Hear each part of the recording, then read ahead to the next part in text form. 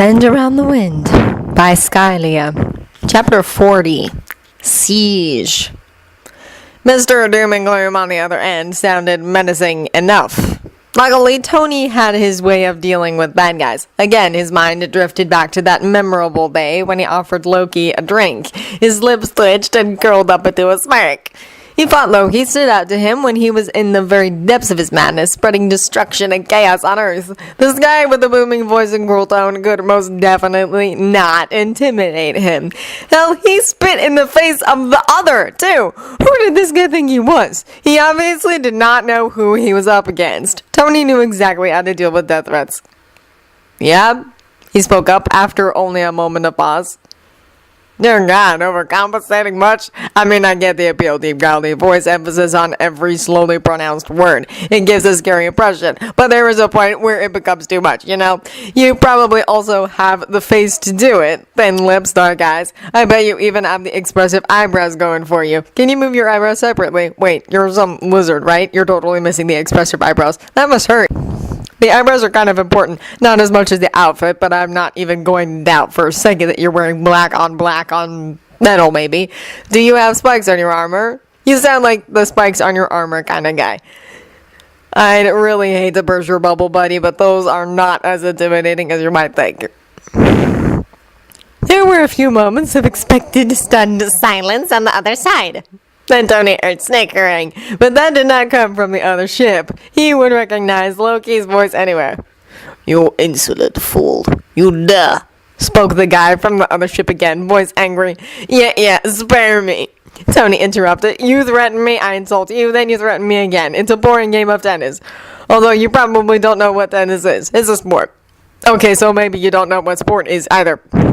Loki's snickering turned louder. It sounded like he was holding back, like he was biting his lips not to laugh out loud.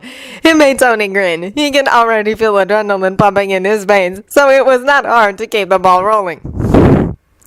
Killing you will be the first thing I do, snarled the man from the other side. I will make your death slow and painful, and you will beg for my mercy. Tony simply started to laugh, because really? This bastard really had no idea who he was talking to. He had never been more confident that the threats were empty. Sure, he could kill him, but there would be no begging. Not ever. What sort of pain was he supposed to be afraid of? There was nothing left that Tony had not dealt with before.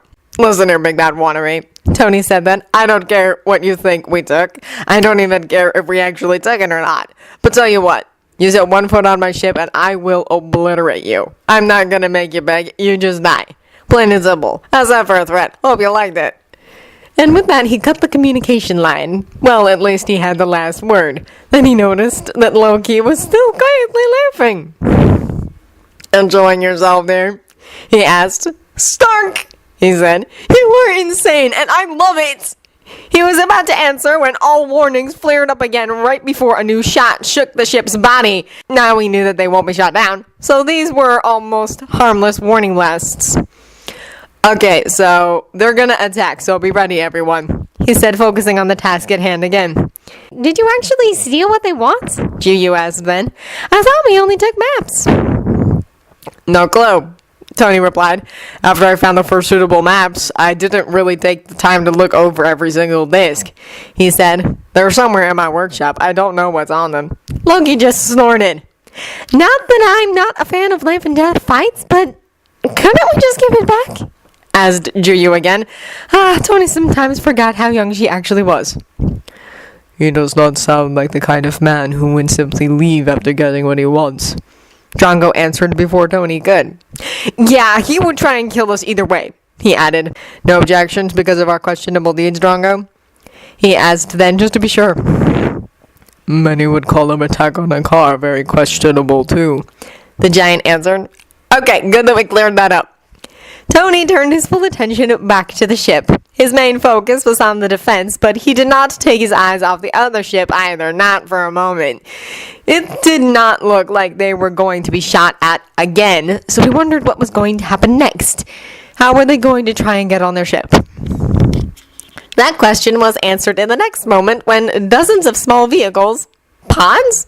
Ejected from the large ship and headed their way with rapid speed. Seriously, it looked like a whole swarm. Here they come, he announced. Well, it wasn't so bad. Definitely not bad. They could deal with this, no problem. The computer let him know that all 3 cannons switched online almost at the same time. I hope you all have good aim, he remarked. Paying attention to every single defense system and the turrets required more focus than any task he completed with the DNI before. He was pretty sure that in case of an attack, there were supposed to be others on the bridge too, controlling some of the things through the displays. Because having to pay attention to everything at once all by himself was getting a little overwhelming. He tried to listen to the conversation going on between Drongo and Juyu as they were firing at the pods circling around them like flies, but he couldn't really do that for long. The pods did not have heavy weaponry, so it became quite clear after a little while that they were supposed to stick onto the ship like leeches. Tony had a horrible suspicion that once any of the pods managed to do that, they were going to cut themselves into the ship.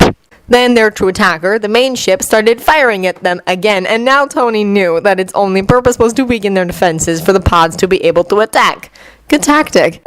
He won't let them succeed. He needed to take control of some of the turrets now and then to focus their firepower on something that came too close to attaching itself to the ship, and it was hard! When the DNI was active, he was getting information about all things constantly, and he had to provide commands in return, and while he was amazing at multitasking, really, it was a lot.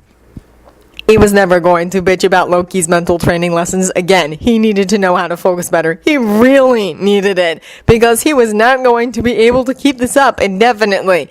He was going to have to suck it up for now, though. He was momentarily distracted when he got a warning that the main generator had been disconnected for a moment, and he cleared his head enough to be able to focus on other things than the incoming pods. What are you doing down there, Loki? He asked.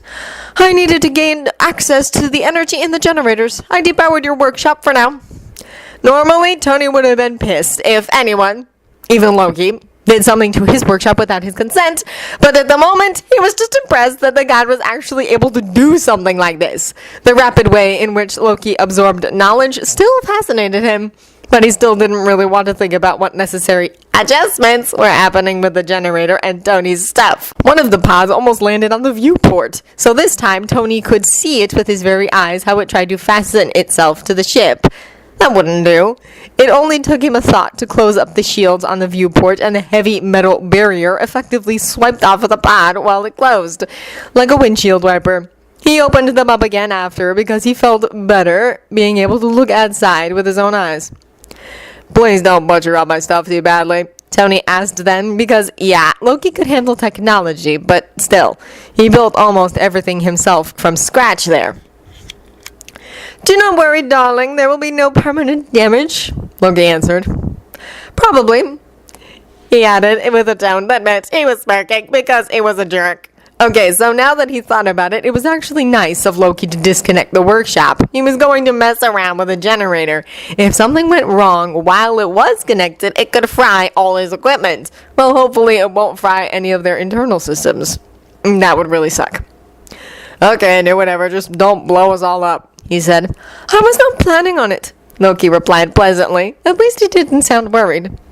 We can't shoot them all down, Stark, said Juyu then.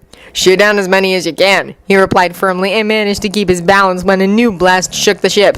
If they get in, we deal with them. Get in? Loki asked. Right, he was the only one who did not see what was happening. The main ship sent out some small pods. I think they tried to attach to the ship and cut their way inside. Stark explained. Another blast, not a direct hit. The floor barely shook under Tony's feet. Oh, wonderful. Good to know, Loki said. Warn me in case they do get in.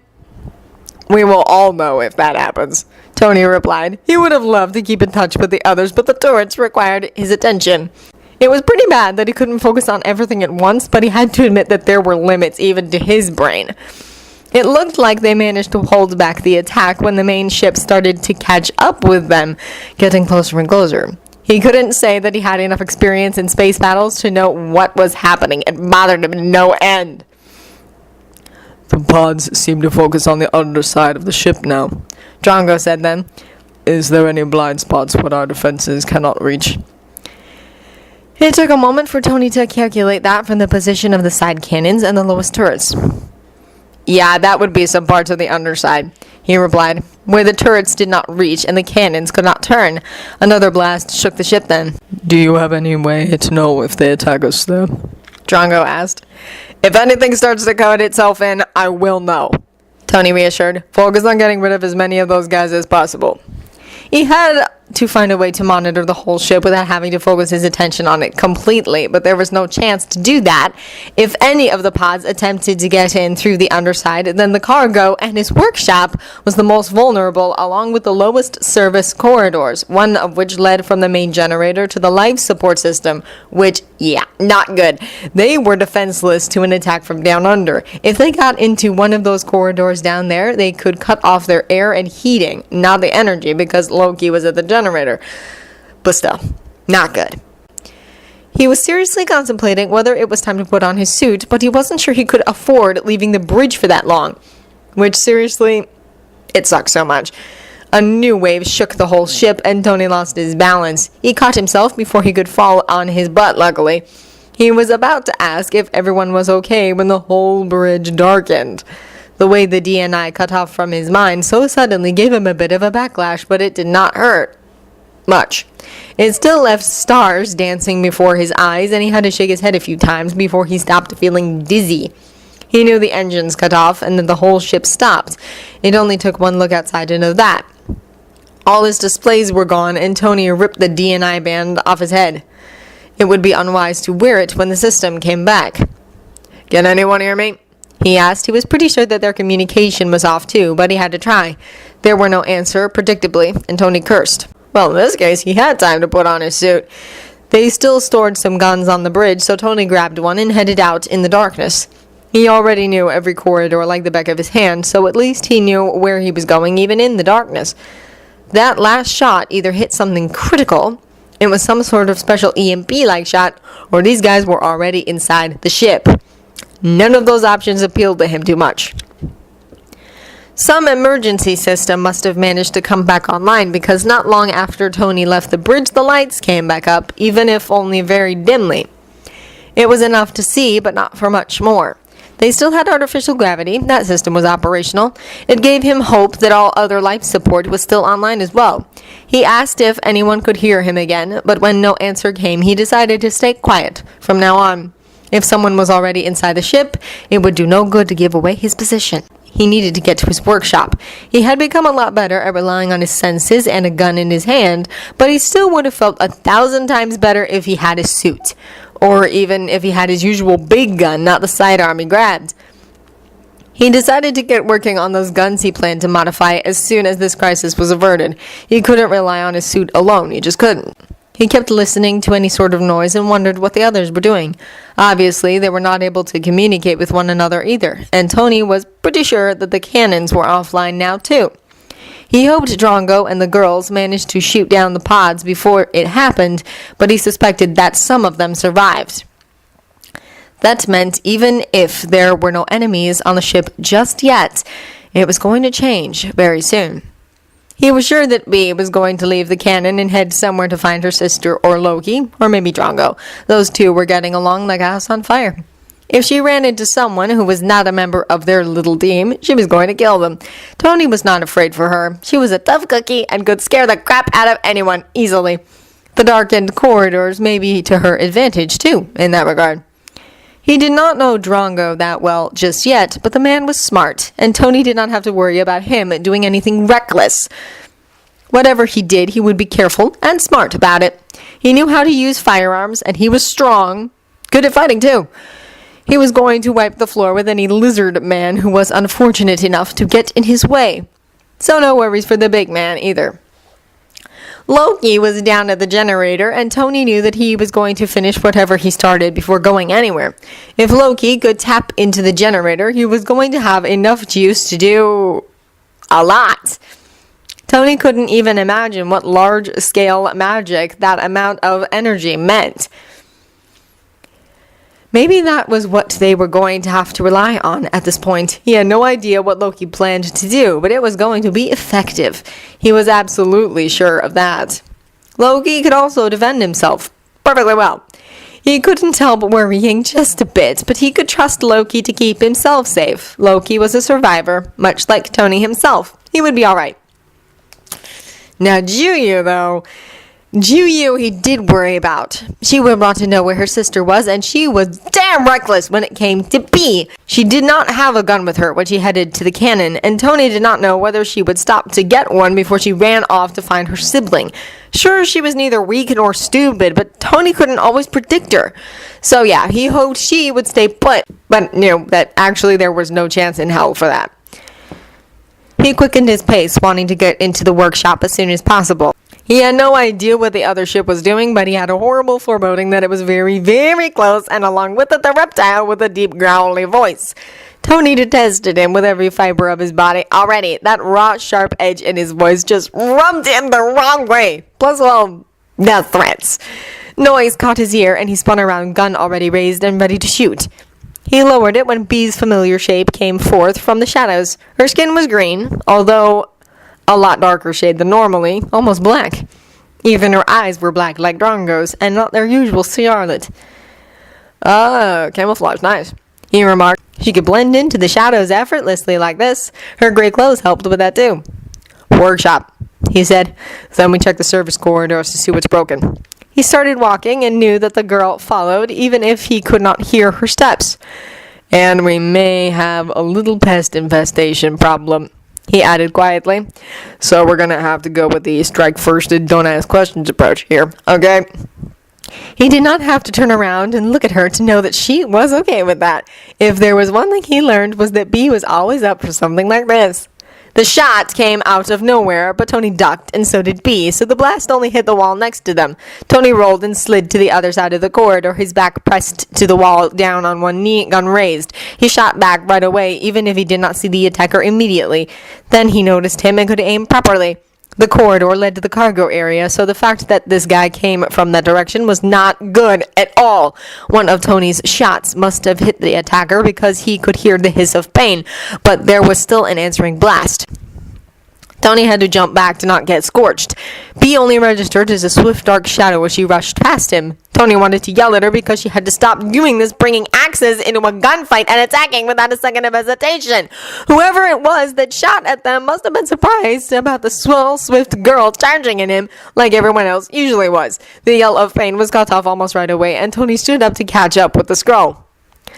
I know you're tough, little B, but you could still get shot, he told her as soon as he was close enough. She just looked at him in return. It was the sort of unimpressed look he saw on Loki's face too sometimes. Tony translated it into something that meant, you really think I don't know what I'm doing? Just be careful, he said. Don't get hurt. She nodded after a moment, and Tony took the lead again. He was not stupid to charge into the cargo area with guns blazing, so to speak, because now it was clear that they indeed had some intruders. The question was how many. So when they reached the cargo hold, he plastered himself to the wall and started listening, hoping to catch the sound of any talking or moving from the inside. Is it really the time to hide, after you threatened me so confidently? Tony knocked his head back to the wall as he bit back a curse because Bucky knew that voice all too well already. How did this guy get here so quickly? His mind was racing, and he wondered how many of them were in there. He was cut off from his suit, that was for sure, and he really should have grabbed a second gun. I have no patience for games, warm blood, the deep, scratchy voice called again. Get in here, unarmed, or I'll tear off a limb from this one. There was a sort of coldness Tony felt when he was beyond rage, when his pulse skyrocketed and everything became sharp and focused. It was the sort of coldness that made him capable of many things, unthinkable things. He felt that coldness gripping his heart now. I wouldn't hesitate if I were you, the deep voice warned. Then there was a pained whimper that turned into a sharp cry of agony. Tony could hear the sound of a bone snapping even from where he stood, and he could recognize Juyu's voice just as easily. He was about to call out and walk in, dropping his gun if that was what it took, but before he could do anything at all, B was off without a chance to stop her. Not often could Tony hear any sound coming from her, but the furious snarl was loud and clear this time.